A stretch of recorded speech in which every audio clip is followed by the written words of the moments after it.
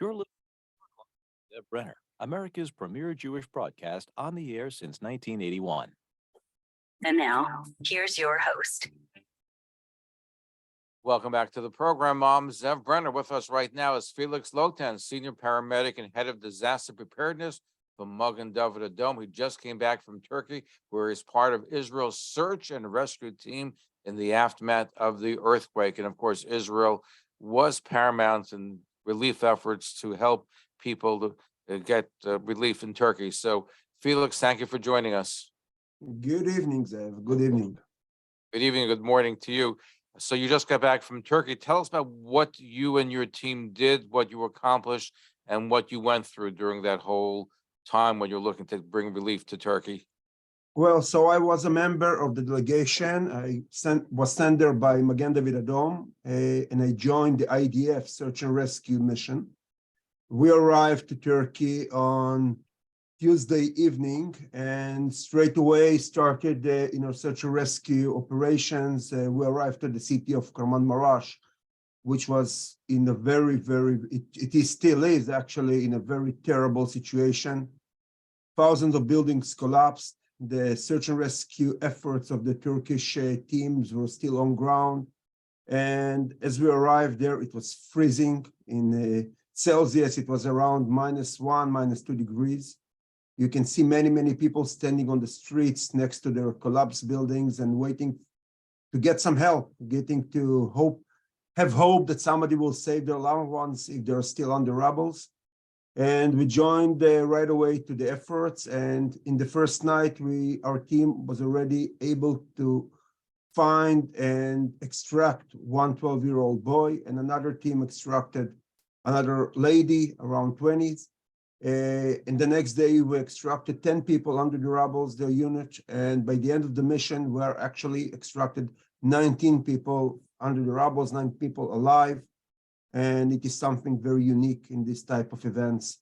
To be able to extract people 72 hours, 90 hours after the event, it's something very special.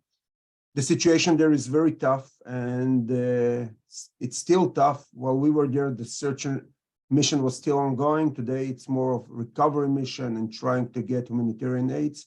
Part of my mission was not only to do the search and rescue, but as a MDA member, my mission was to see and understand, are there any humanitarian needs that we might able to help the Turkish people in the weeks to follow, and to try to learn if there are any things that we might be able to adapt or not to adapt to Israel if such an event will happen. Well, you said it very interesting. So you're helping people, but part of the skills that you're utilizing in Turkey, hopefully, God, will never have to be used in Israel, but certainly it's helpful to have your staff train and your volunteers to have this the kind of expertise. So you're saving lives in Turkey, but you're also preparing them for any kind of, God forbid, disaster situation should it happen in Israel. That's exactly the point. Yes, we are working in those two ways, two directions. One is to save lives. This is the primary objective. There is a clock, and the clock is very short. We have a very short period of time to be able to save lives. I know that you heard probably about people that were taken out the rubbles after 250 hours, but those are miracles. Most of the people are being taken out in the first 48 hours, maybe a little bit more, but this is the time frame of 48 hours is critical to save as many lives as possible. And on the other hand, we know that in Israel, we will have an earthquake. It's not a matter of if, it's a matter of when.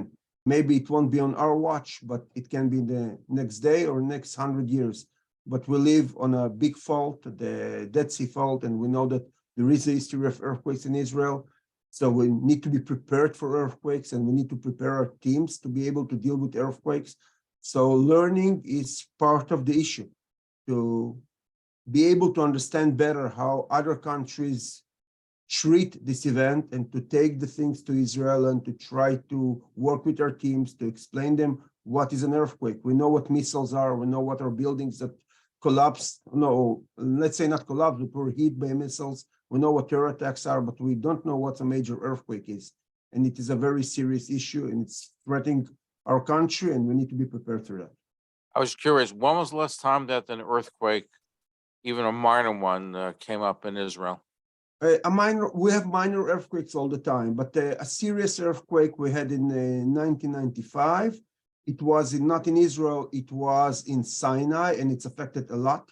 But a much serious earthquake we had in 1927, and it was a northern earthquake that destroyed basically Sfat and Jerusalem and Jericho. It was a very serious earthquake.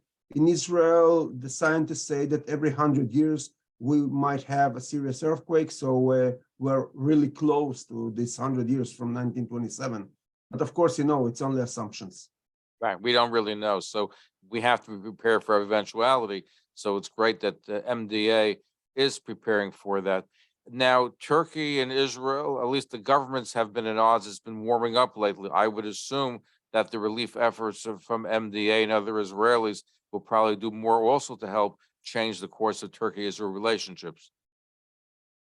As I said, I was there with the military delegation and the IDF delegation, and we were received with a very, very warm welcome with everybody. And it's a south part of Turkey, and it's close to Syria, and we know that there are so many refugees over there from Syria. But overall, we received an excellent welcome, very good cooperation, no problems whatsoever on ground, and our team felt very, very safe to work there. No problem we saw, and yes, I hope that this will make the relationship warmer with the Turkish people and Turkish government. What was your biggest challenge being in Turkey and being in the relief operations?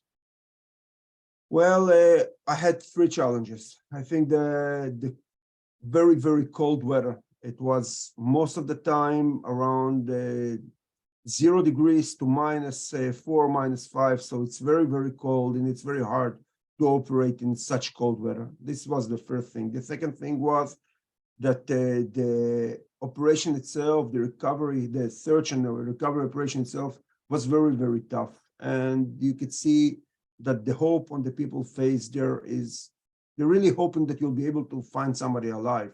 And most of the people you find are not alive. So every time you find a live person, it's very challenging to keep him alive during the extraction. Sometimes the extraction took 12 hours and even more. And the medical issue and the technical issue of the extraction for the medical team, my team, and the search and rescue team was very, very challenging in many cases. And the last thing is that you're working not with your own personal team. I was the only member of MDA in blue. I had few of my MDA paramedics, but they all were green because they were recruited to the search and rescue unit. So it is a very challenging thing to work with different people, not the people you used to work with when you're working together in Israel. And it was challenging, but overall, as I said, we extracted 19 live people. So this is a huge, huge success, huge success. No, big For success. every- And what's amazing, when there's a disaster anywhere in the world, the first one to respond is Israel. And you've proven with your team from the MDA, went down there, helped, you saved lives. And at the same time, that also will help save lives in Israel sometime, hopefully, not in the near future, but it's a win-win situation for Israel to be there and doing it and bringing aid. And again, saving lives is the key in Israel and throughout the world. MDA is saving lives. So thank you for your service, and thank you for going to Turkey and doing that. Thank you, Zev. Have a good evening. And I want to tell everybody that if you want to get more information, you want to get involved, is redstarforisrael.org is the place to go on the web. That's redstarforisrael.org. And we've been speaking with Felix Lotan, senior paramedic and head of disaster preparedness for Magen David Adom. He just got back from Turkey, where he's part of Israel's search and rescue team in the aftermath of the devastating earthquake, and he was there to bring relief. So thank you for joining us. And really, really amazing work that they're doing. Okay.